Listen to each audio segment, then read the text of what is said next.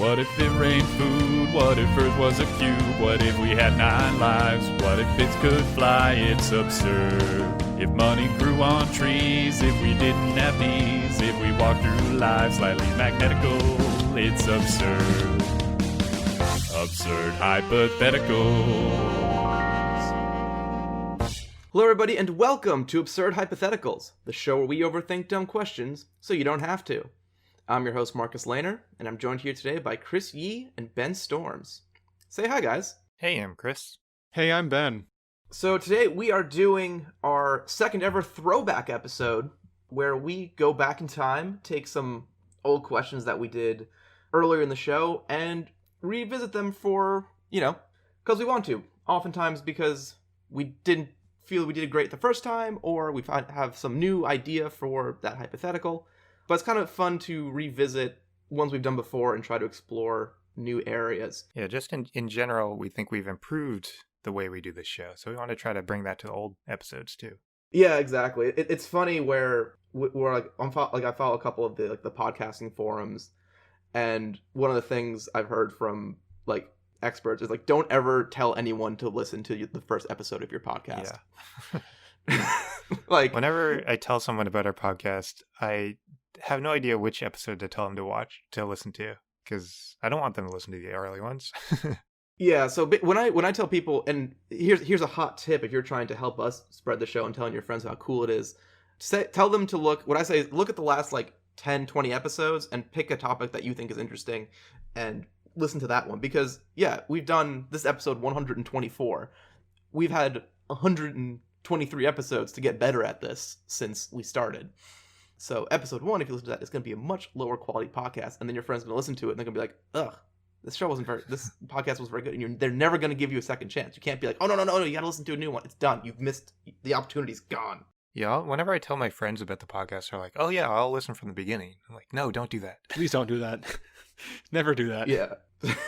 My girlfriend's parents are like, no, we insist. We always listen to them from the beginning. I'm like, but they're better now. And they're like, nope. And I'm like, they're not chronological. Like, nope. That said, they're on episode 80, so they stuck with it. They stuck with it. That's because our show is good, and obviously now improving. We should staple these episodes over the original episodes and pretend they never existed. Although actually the first one here, and Ben, I'll use this as the way to pass it off to you. I actually liked this episode quite a bit the first time we did it. But tell us what your question was, Ben. Yeah, so I went all the way back to episode 7, which is kind of insane. But the question that I'm looking at is, what if you were 6 inches tall? What we did in this one, so Marcus talked about basically being like an exterminator, where you went in and just mano a mano fought rats with a tiny gun and a jetpack. Chris stole from a vending machine, and I rode around on the shoulder of a blind person to be their eyes, which are all great ideas, clearly. Yeah, those are solid answers. Yeah, no, legitimately, I actually thought that was a lot of fun.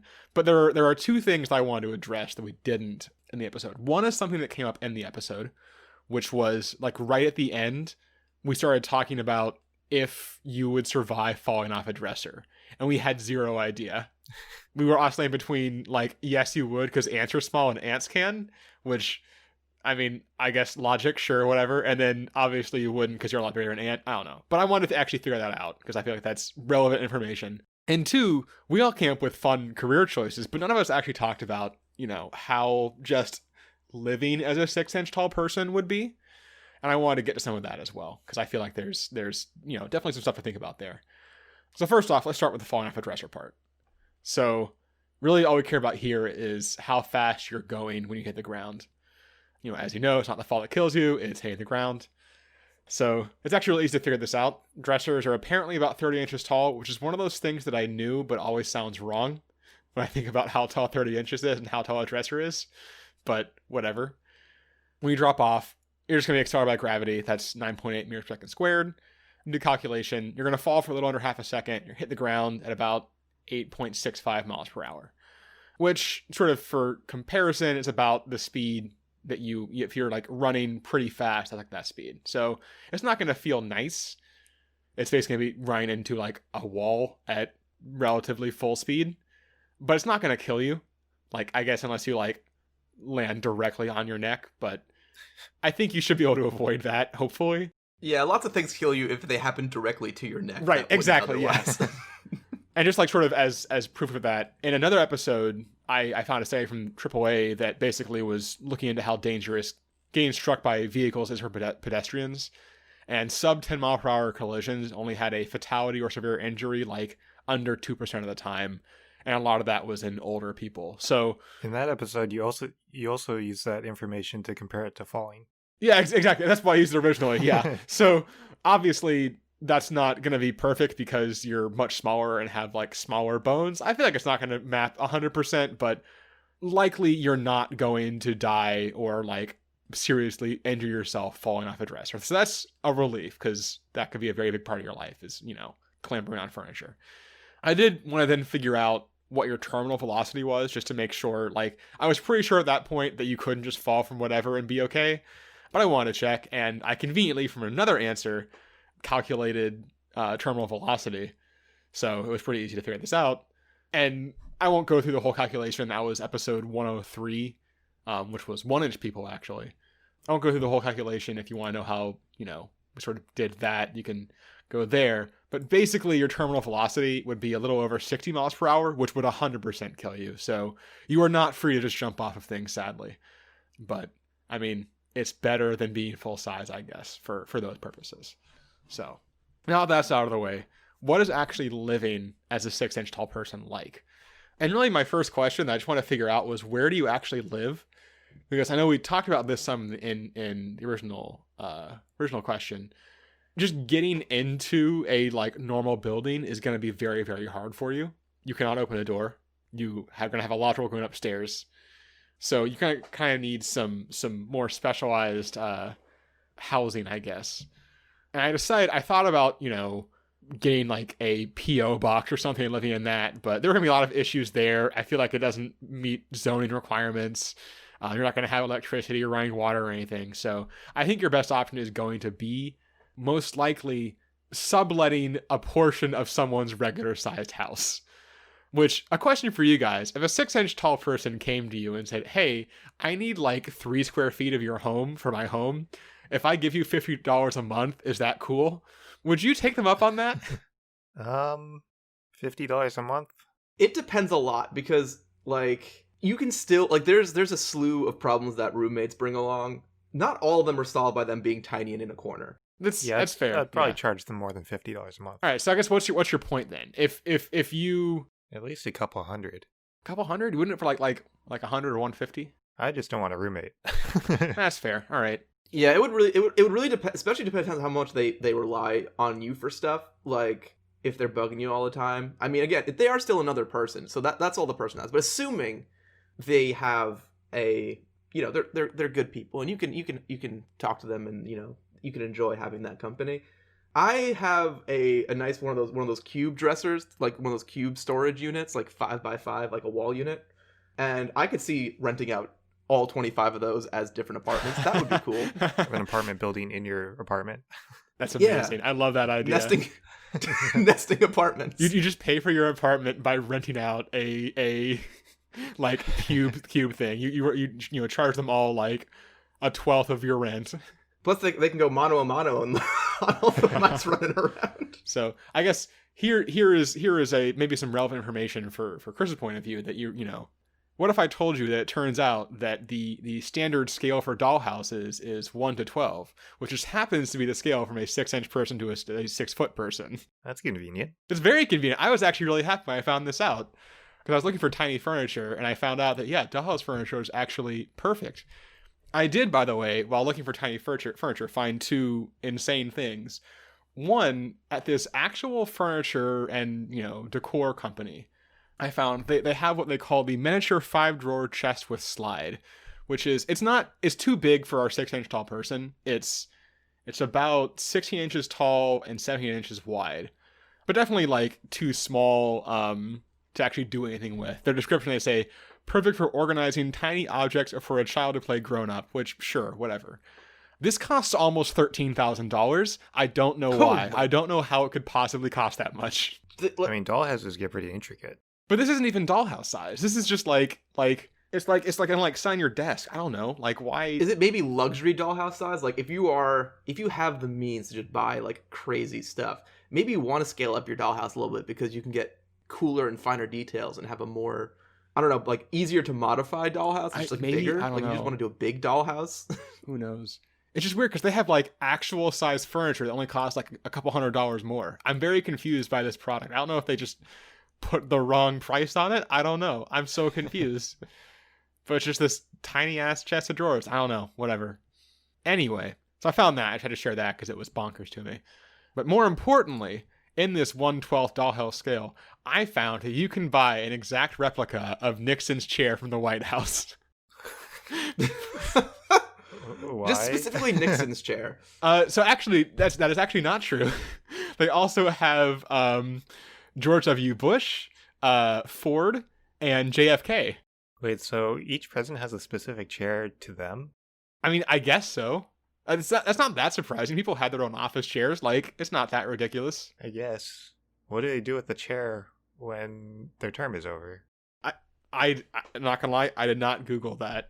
Throw it out, frickin' government waste. Yeah, Although I like know. the idea that the first thing you do as president is get fitted for a chair, and like there's the old president's chair there, and it just has like a bunch of plaster on it, and you just sit your ass down on it, and they take your butt mold to make you a better chair. So I guess if you wanted to, you could lounge around your house in a replica of Nixon's or Ford's or W. Bush or JFK's White House chair, which is cool. You can find out which president your butt is most similar to. Right, you know, it's kind of based on the comfort of the chairs. Yeah. So there you go. So anyway, I figure that's probably your best option just to get access to, electricity and whatnot, is finding someone who will let you sublet part of their house. Getting into the house is still tricky. But fortunately, there's a very easy solution, which is one of those fun electronic cat doors. Specifically, I found one that you actually, if your cat is microchipped, you can program in their microchip, and then it uses an RFID reader to recognize it and open for them. Note, I am not saying you would microchip yourself. I want to make that very clear. That may be a little excessive. It would also be a very big microchip for your size. It would. More so that you would carry it around. It would basically just be like a card swipe for your home, and you just walk on in. The opening is like 4 3/4 inches by 5 5/8, so it's not perfect, but it's definitely big enough that you could duck in. So you could easily enter and exit your shared home. You could buy a home still and install a cat flap on it and just live as a tiny person in a giant home. Probably just using like the entryway for most of your stuff, but I think that in terms of ease of use, subletting is going to be your best option. I looked into cooking some. Cooking is weird. There are technically camping stoves you could use that are like these tiny like backpacking camping stoves. They're only 3 inches tall that you attach to propane. I don't know how the person you're subletting from would feel about that, having an open camping stove in their entryway or whatever, but technically you could have a stove that would work. It's not ideal, but it does exist. The biggest thing I wanted to figure out at this point, though, was really, could you have a phone? The answer, sadly, is it's mostly no. It's yes and no. So there is no phone you can carry with you. No phone is that small. There are no tiny phones? There are tiny phones, but not that tiny. I was hoping there was a tiny phone that was just like the size of a SIM card, but no one has. At least no one I have found has done it. The good news is many smartphones are a thing. Specifically, the one I found is the Sudroid Soya Super Mini. It's about 3.5 inches tall and like 1.7 inches wide. So once again, you cannot carry it with you. However, it is just a fully functional Android phone, and you could use it as basically like a very souped up smart TV. You might be able to carry it. It's big, like a backpack. Okay. Wait, what are the dimensions? It's like 3.4 inches tall, 1.7 inches wide. You could literally carry it. You could not put it in your pocket. No, you couldn't put it in your pocket. You could get like an Apple Watch. I guess you still need a phone with that. Right. But I think there's some standalone like Apple Watch knockoffs, right? And then just cut off the straps. Maybe? I don't know. Maybe. I don't know if any of those actually... Maybe. I guess that's possible. Also, it's not that much smaller. It's not much smaller, though, right? And you're Right. going to lose out on some functionality, definitely, because you're going to be tied into... Yeah. But yeah, this is just like a fully functional 3G phone. Has front and rear-facing cameras. And yeah, so I think that what's going to wind up happening is your actual life is going to be living probably in someone's home in a little dollhouse, and just in the living room, you're going to have like one of these smartphones mounted on the wall. And that's how you're going to actually, communicate with anyone ever and, like watch YouTube videos or whatever for entertainment. I mean, you could have a normal phone and hook I don't know if they have tiny headsets, but you could hook up like a tiny Bluetooth headset to it and just have that with you. There was a tiny non-smartphone that you could wear as a Bluetooth headset that I found, but I believe it would still be too big. It wasn't that much smaller than this. It was like 2 inches tall, and it was still big enough that it's not like practical as a carry around phone for yourself, unfortunately. I guess I don't know why they would ever make a tiny headset. Yeah, I looked. I think it's one of those things where it's probably possible. It's just not something that anyone has ever done because it's not actually practical for literally anyone. You could just use like voice commands for a big phone. The question is, and maybe this will be the next time we revisit this question, is would you be loud enough? Yeah, I want to look into that because I actually brought this up in my answer. I think when I was doing research for my first run of this question, I tried to look into that and couldn't figure out any way to determine how loud and or high pitched you would be. I feel like you're going to want to be texting probably most of the time. You use voice command. You do voice to text and then text. Right. Perfect. There you go. I will say that you can totally like type on this the on-screen keyboard on this phone. So you could actually do that. It would look hilarious because if you like full hand pushing letters, but it would work. So I think overall you could live as a 6-inch tall person, assuming you can find someone to take you in, or I guess in order you have to find a place where you can get electricity, which I think is going to be the hardest part about not living in someone's home. But it would work overall. And you would be, I guess, to answer the other question we had, you would be able to fall off a dresser and not just immediately die. So that's cool. Actually, one thing I was just thinking of is do you know those like I'm not gonna call them scams, but you can purchase very small plots of land. Oh yeah, in certain areas to technically become a lord.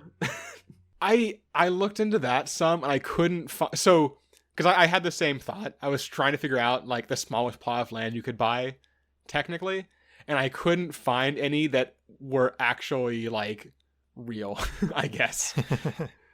But you could totally just buy like an acre out in Montana or something for $100 on eBay and build a small, get someone to build a small house there and live there. Electricity is a thing. Electricity is a problem because I don't think they can scale down the wiring that well. I don't know. You could figure it out. But actually, one other brief thing. Something I found. This is entirely unrelated to the actual question, but I found it when I was researching camping stoves. I was on this survival school website and they had a store and they had an essential oil medical survival kit, which the description says that it provides you with the complete spectrum of essential oil you would need in the wilderness or a self-reliant / survival situation, which, unless I'm mistaken, would be none of them. You don't need any essential oils in a survival situation, I don't think. But you could buy this for $200. But it has the word essential in it. It does. I don't know. What even is an essential oil that's even related remotely to survival?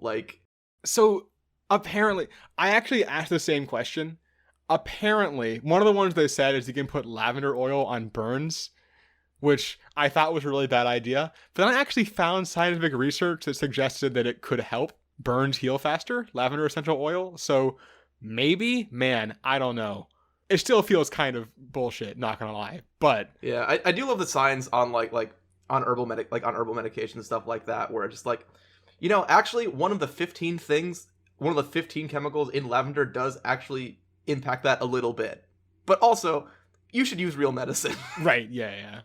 So anyway, that was unrelated to my question entirely, but I had pulled it up because I wanted to mention it because I found it hilarious. So anyway, that's my answer. Then also some weird segue about essential oils. So hey, Marcus, what did you do? So the one I do, and this question's been on my mind for a while. So this one was, what if friction were double? And in my head, this is one of the real solid hypotheticals for this show because it's going to have a lot of interesting little implications here and there. Do you remember what episode number that is? Oh, I got it. 27. 27. Thank you. I did not look that up ahead of Yep, time. I realized that as it kept talking, and I figured I'd go and find that for you. Yeah. Yeah, so episode 27. And this was one of the ones where I was pretty much, I think I was disappointed in all of us for our answers on this one. So what we covered, probably, I'll say probably the best one I think here was, Ben, you covered like car efficiency because, oils and lubrication, all that is part of making a car engine go. That was Chris. I was the clothing one. What? You might have flipped them. Did I do that? I don't think I did. What did I do? Wait, that's what it says. That's what it says on the spreadsheet here. Maybe I did. That's where I looked. Oh my god, this is a mess. Hold on, I'm going back to my notes. I want to make sure I didn't actually talk about cars. I don't think I did. Oh, cars is under my name. Yeah. I don't remember doing that. All right, full disclosure, I did not listen to this episode back because I wasn't going to do anything related to anything that we did. But one of you guys did car efficiency, and the other one covered clothes, and I guess, kind of just talking about how they might be less comfortable. I don't even remember what the... You did the beach. And so for me, I did just like, oh yeah, lots of the stuff on the beach would kind of suck because it would be sand and salt water and all that would be pretty uncomfortable. So none of them really went anywhere. Yeah, that's pretty fair. And so I was like, okay, no, there's definitely some cool stuff. And 100 episodes later, we have many, many more ways that we know how to break physics and make things exciting. So I kind of just started doing, I'm like, let me just look at the cool, extreme things that might happen and see where it leads me. So I started with, basically what is friction in general? So basically friction is the kinetic energy lost as heat due to the resistance of motion. So if you have two things rubbing up against each other, all the little surface imperfections will get caught on each other and slow things down, and that rubbing is lost as heat, and the object slows down. That's friction. Not too complicated there. But also there's friction that occurs at an atomic level. So even if you had two perfectly molecularly flat surfaces going past each other, the chemical interactions between the atoms would cause friction, because it'll be like, oh, this atom's trying to grab onto this atom, or these electrons are attracting each other a little bit, and you can actually generate friction without physical contact in the traditional sense. And one of the interesting things about the atomic friction too is that it's because it's more chemical, it's actually directional based. So if you go along left to right on an object, it might be a different amount of friction than if you go up down and all those different things. So I was like, oh great, this is gonna start breaking stuff, because where does chemical friction come into the scale of properties, materials, and things? And what happened is that this is kind of a newer science or a newer research, mainly not because it's groundbreaking stuff they're finding, but more so it doesn't really affect anything. It is not a relevant friction force in once you scale it up above literally a controlled lab environment. So as cool as it is, doesn't actually change anything. So breaking all things at atomic level wasn't going to happen. But I'm still thinking big. So one of the parts where friction is causes a lot of or doesn't cause a lot of problems, but is a big factor, is spacecraft reentry. You have the spacecraft come down, hits the atmosphere, that air friction causes this nice big fireball. And from there, I got thinking, oh no, let's forget about spacecraft, because I don't care if it's just harder to build a spacecraft and going, and that's not particularly interesting. Let's look at the other thing that enters our atmosphere of speed, meteors. So if friction were doubled, would the added air friction protect us from the and pronunciation here, Chicxulub impact, the one that killed the dinosaurs? So Purdue University actually has a really cool impact Earth, they call it, and it's a calculator for what damage a meteor would cause if it hit the Earth.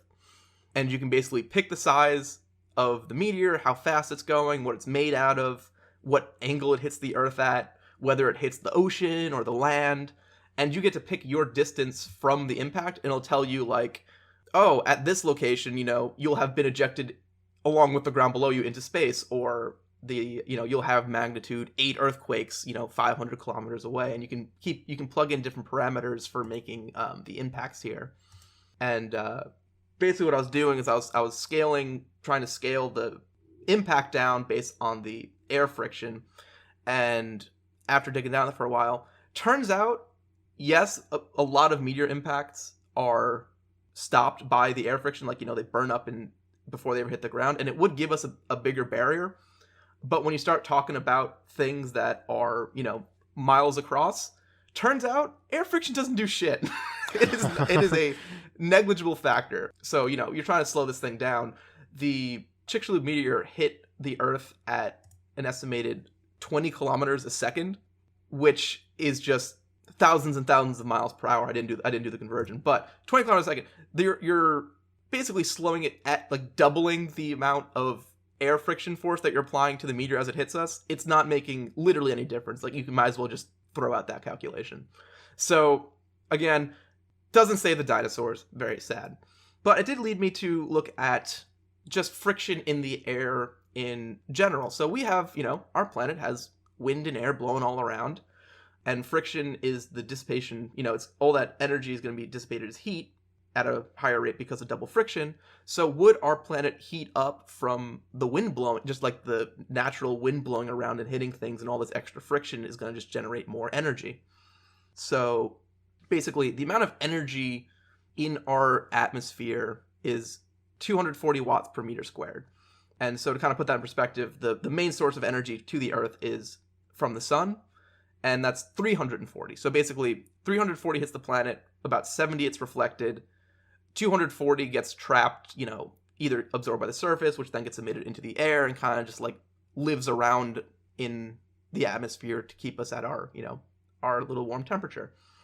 So of that, the amount of energy that's mechanical energy, so basically when the air heats up and all these temperature differentials get the wind moving, so how much of that energy is actually captured in wind motion, which would then transfer into friction motion, turns out it's roughly 1 to 2% of that.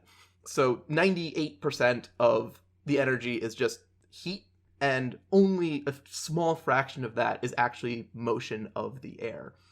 So again, these numbers are pretty small in the grand scheme of things, and doubling their effect isn't causing any nonsense problems.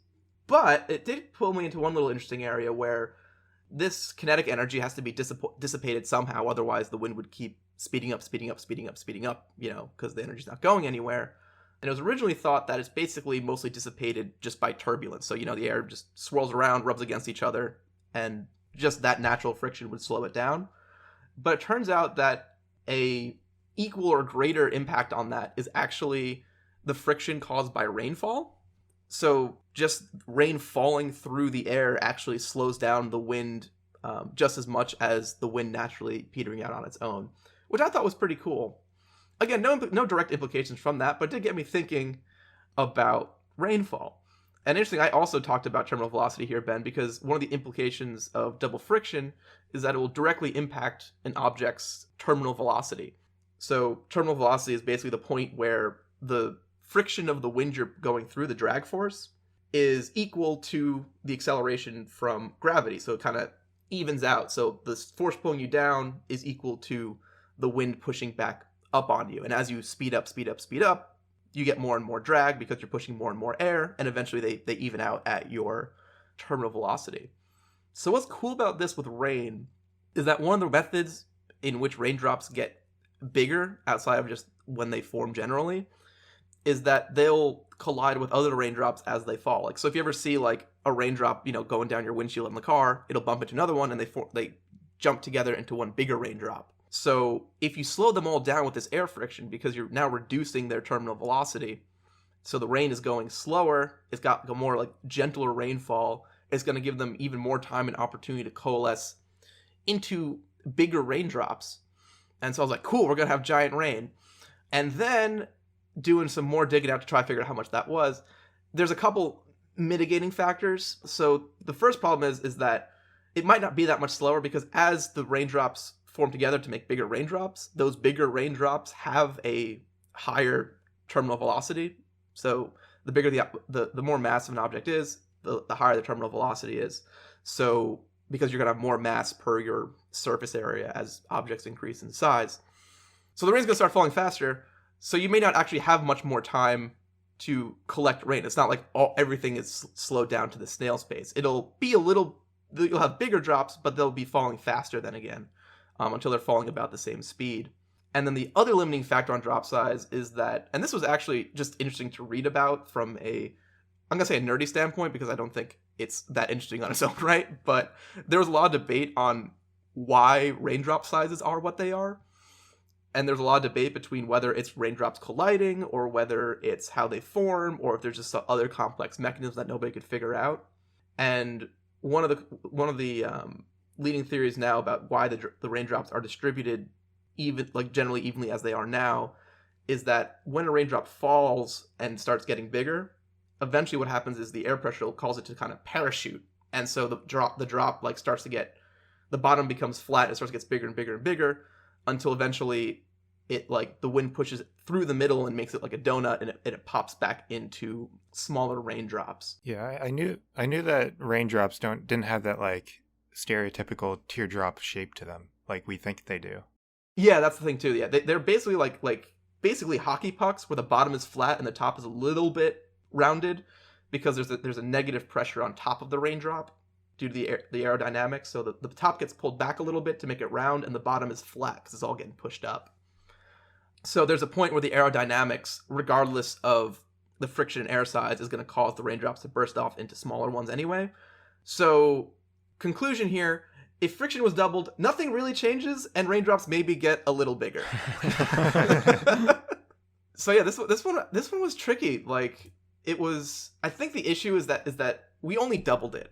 If we took friction and made it 100 times, things would start to change. But we're only changing a number by a factor of 2, and not too many things are cubically related to friction like they would be for some other numbers we change, mass or volume or density. I think if we had done this now, we probably would have done it where it scales up bit by bit like we do with a lot of our questions, which is nice because then we could say oh, when do you start catching on fire, when you run around and stuff, yeah. Right, yeah. Or when can't you move through the air, all those little things. But I did it as it was originally intended, and I found a lot of fun information along the way, so I figured I'd just bring you guys along with my journey into literally nothing. I think you inadvertently disproved another one of my older questions from episode 11, where I said that the dinosaurs would survive if Earth was double the size.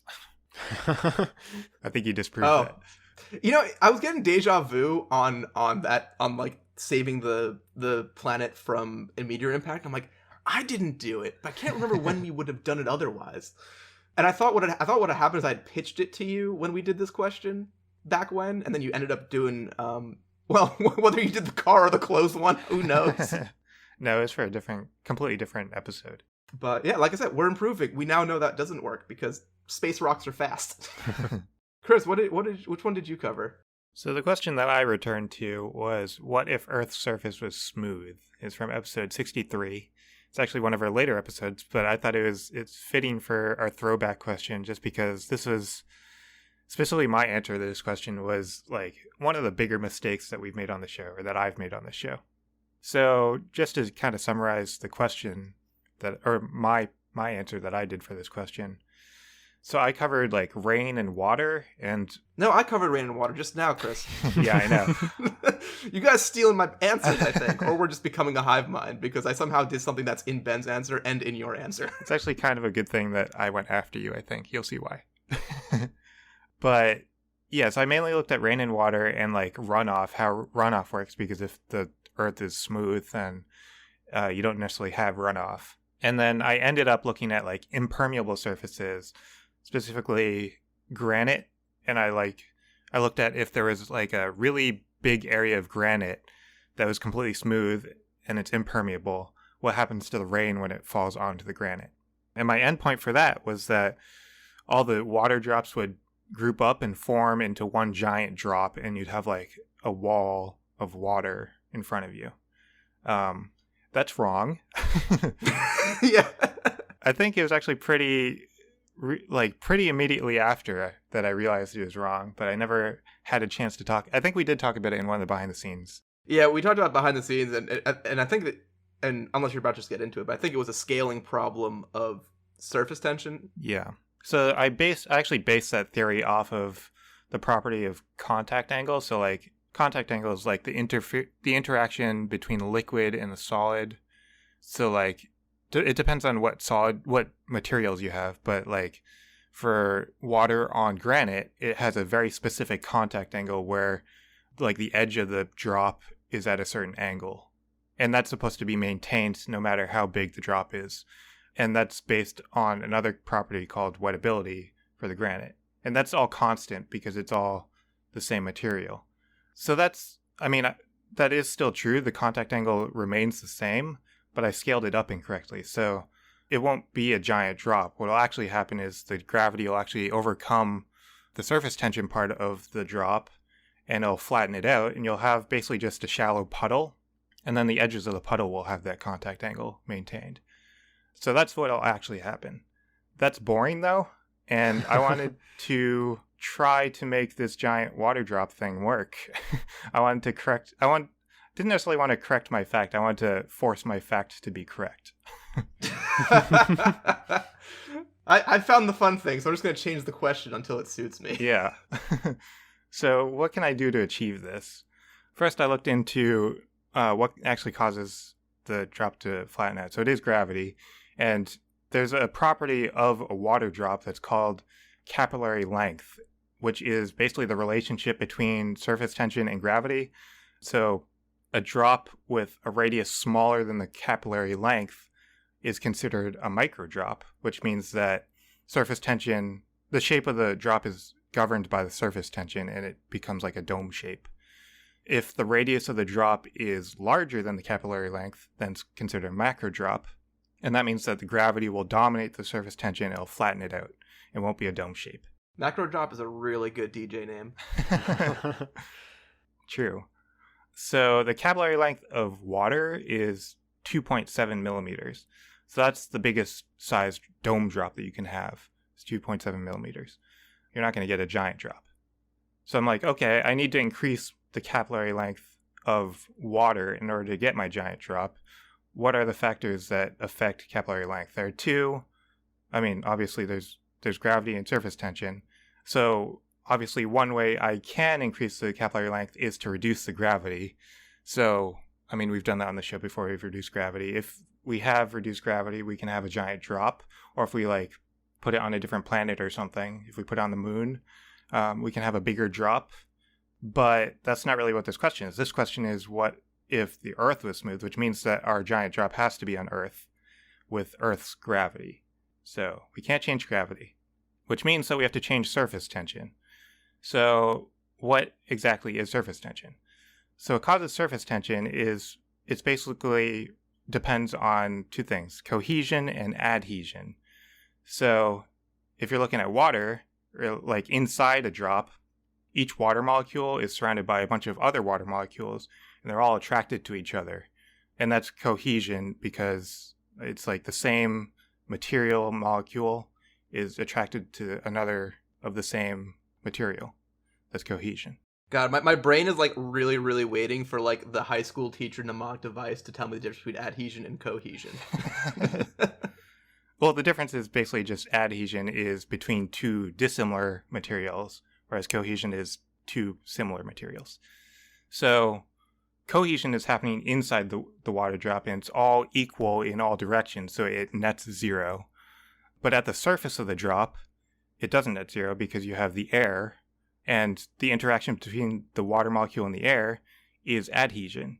And the strength of cohesion is stronger than the strength of adhesion. So you have a net inward force towards the center of the drop, which is kind of holding the drop together.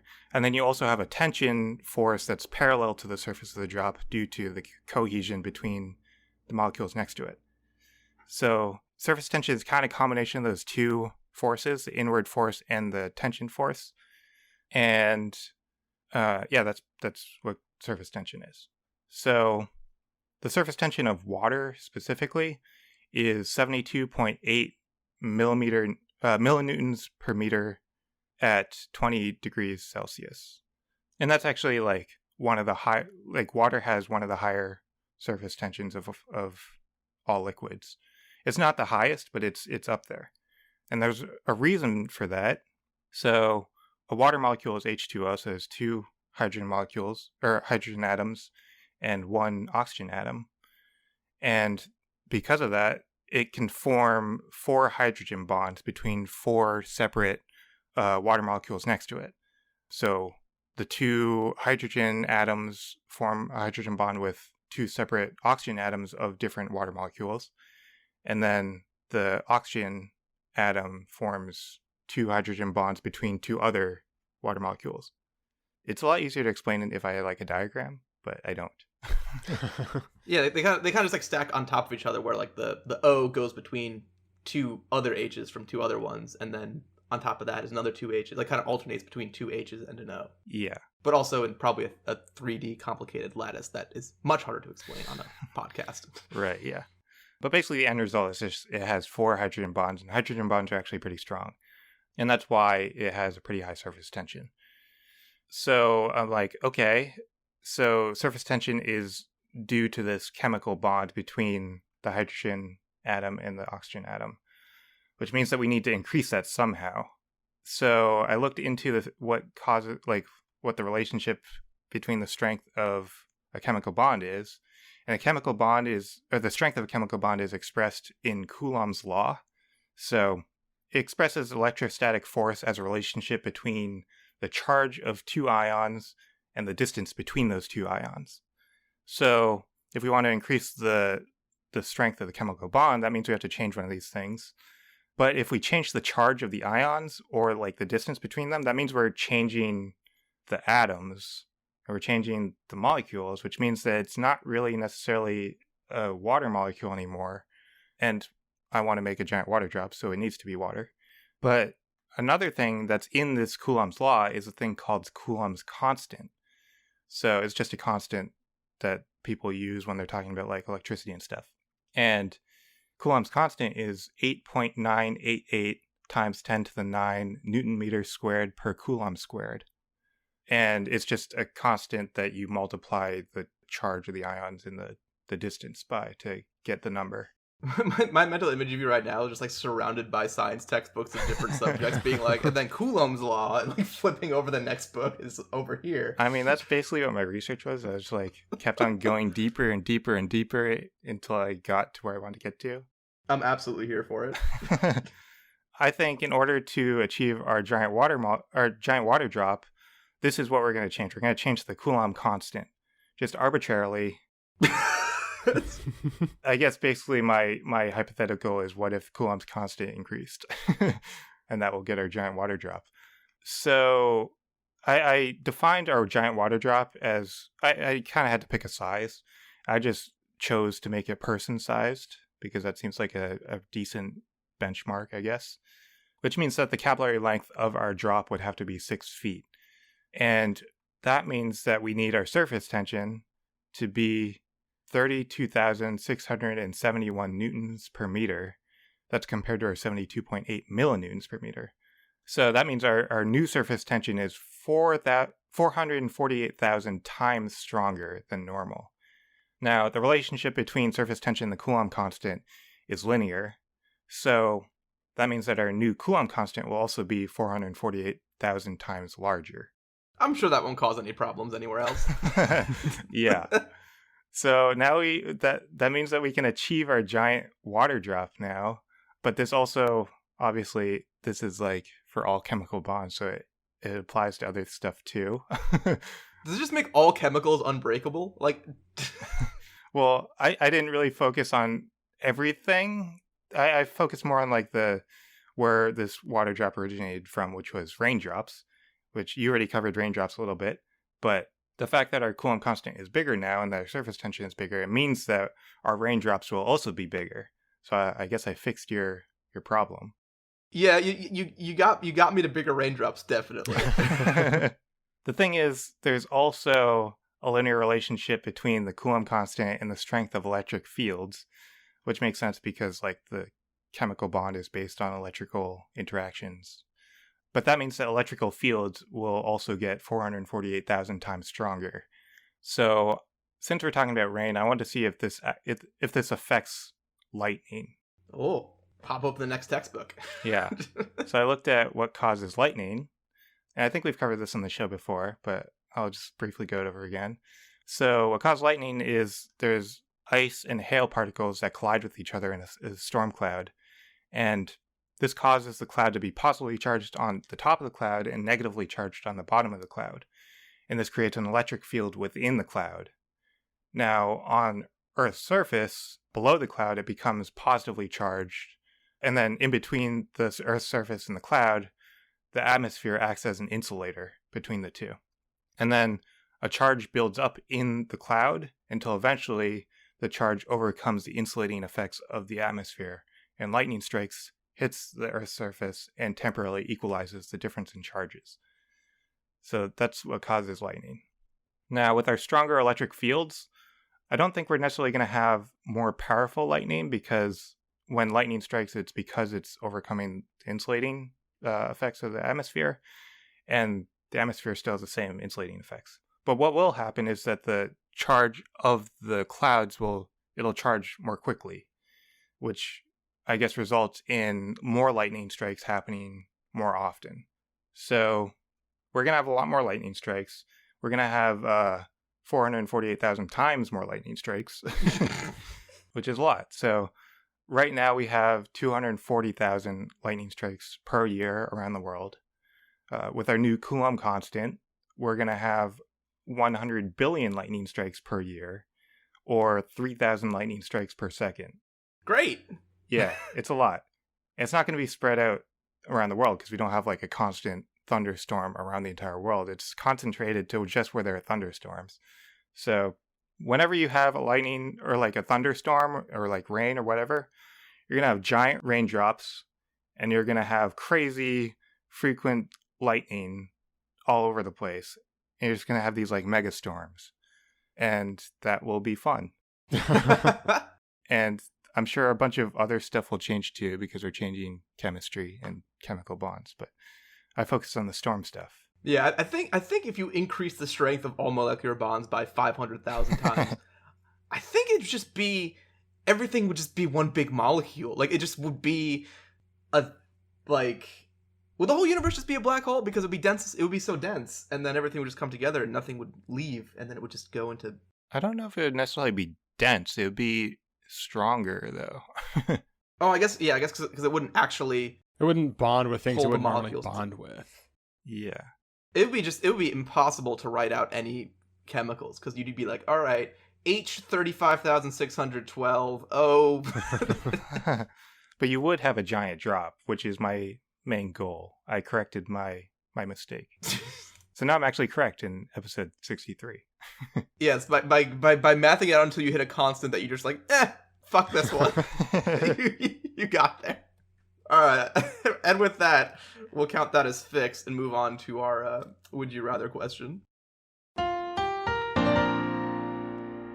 Chris, are you ready for a Would You Rather? Yes, I'm ready. Would you rather drive in a NASCAR race or be a jockey at the Kentucky Derby? How much time do I have to train? I'm tempted to say 0. If it's 0, then I'll probably die in both. Let's say you get like I don't know. 1 day? Yeah, like a 1-day training montage. So here's another very important question. Do you have to do the entire event? Yes. Oh, Jesus. Okay. If it's the entire event, I am 100% gonna say Kentucky Derby. Because the Kentucky Derby lasts like 30 seconds. You can say, I don't know, the horse didn't go that well. You can blame it on the horse. It's not your fault. Horse fucked Not up. the giant jockey on top. A NASCAR race is a very long time. It's very stressful. How long are NASCAR races? I guess they're Like usually hours, right? A Like lot of laps. Yeah. I mean, you don't necessarily have to win these races, I guess. So you could just go slow if you're scared of dying. But like a NASCAR race lasts about 3 hours when you're driving at the regular speed. So like 12 hours. Right. Like, well, imagine you'd have time to get better at it. I mean, yeah, I guess technically yes. The question is it harder to not crash a car, or is it harder to stay on a horse? It's definitely harder to not crash. Like, I don't know. I feel like the horse will realize something is wrong and like refuse to go at full speed. I don't know. I feel like your chances of both your chances of not dying and like the amount of time you have to be embarrassed are much in favor of the Kentucky Derby. Yeah, I probably... Is there a mercy That's probably rule in true. NASCAR? I mean, you could just like put your car into the wall a little bit while going not that fast and get, well, can't drive anymore. I don't know. I mean, even if you're not going fast, there's still fast people going around you, and the fact that you're not going fast might cause them to crash into you. Oh yeah, definitely. I like how there's I Google mercy rule for NASCAR and it just gave me the NCAA mercy rule instead. There you go. Thanks, Google. You're great. So the answer is probably no. I mean, I imagine a NASCAR car is like way more complicated than a normal car. I don't actually think that's true. I mean, you only have so many hands to do things with. Right, but you have to like know what you're doing still. I mean, it's a stick shift. Can you drive a stick shift? Nope. Nope. Ooh, that might be a benefit. I could just stall out at the start. Yeah, line. that's actually a very compelling argument. Here's the other thing too. It's in a NASCAR race as opposed to the Kentucky Derby. Yeah, but like I guess the horse races do, even on the big ones, do have stinkers. Like even in the Kentucky Derby, Belmont Stakes, all those, there's always that one horse that's like 85-1. right, yeah, and like it can happen where a horse is just like, nah, I didn't go that time. Just didn't happen. Like you're like, oh man, horse didn't go. I don't know. I'll tell you guys, horse didn't go. Like which kind of always interested me. Like you would think that like it would be like the top 8 best horses all year like do the derbies. But meanwhile, it feels like they're just like, we're just gonna run this like any other race. It just happens to be the big one. yeah, pretty much. Like, are they selected for like skill, like for the horses? I honestly don't know how I don't know that much about the Kentucky Derby. do they pick. I can't type right now. How do they pick horses for Kentucky? Oh no, they do. It is. Derby. No, it is a point system. I imagine there's alright, some then. sort of qualifying requirements. What I actually Googled was how do they pick horse race for Kentucky Fetbity, but it was close enough. They figured it out. Yeah. The horses, the field. So basically, for the Kentucky Derby, the field is selected via a series of 35 races known as the Road to the Kentucky Derby. Points are awarded to the top 4 horses in each race. The top 20 in the standings at the end of the series earn their spot in the Derby. So there is competition to them. I guess maybe it could just be like that odds, the way odds work. Like, oh, this guy like just made it in and just runs slower all the time. Right, yeah. Yeah, I mean, I imagine they wouldn't just pick random people to be in there. I don't know. I think that honestly, more than anything, it's the length of time. Like you're going to be incredibly embarrassing, whichever one of these you do. Yeah. Like there's no question. And the length of time you'll be embarrassed is so much less as a jockey. But you can't hide inside your car. You're completely visible to everyone. But yeah, see, I think like if you stall out or like crash immediately in a NASCAR race, it is not big news. Like you're embarrassed and the car is probably broke, but you're probably, assuming you didn't get really off to a start, you're not dead. here's one problem though. I'm pretty sure NASCAR races do a rolling start. Yeah, I think they do. So you're going to be moving and surrounded by people who do know how to drive these very fast cars very fast when it starts. And there's a good possibility that you could crash before the race starts. Which would be incredibly embarrassing, actually. That would be news. And I think as part of the hypothetical, you have to like start the race, or else it doesn't count as having run. Right, Yeah. exactly. That said, however you crash the car or something, that's expected at NASCAR. They don't expect the jockey to go flying off their horse at the Kentucky Derby. I don't think that's how you'd get embarrassed at the Kentucky.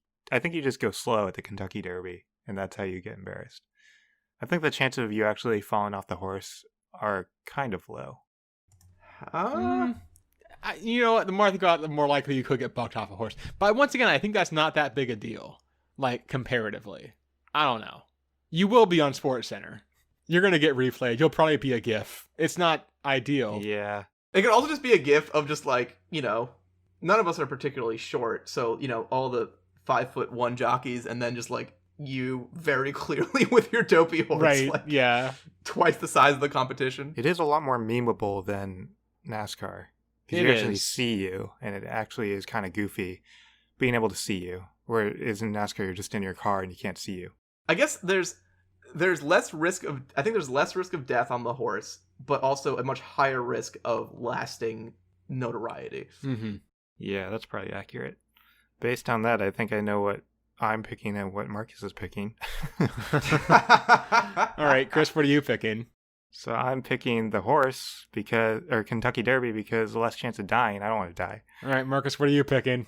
I'm actually also going to pick the horse Ooh. Wow. because, like, look, there you have the excuse of they should never have let me in that Derby. What were they thinking?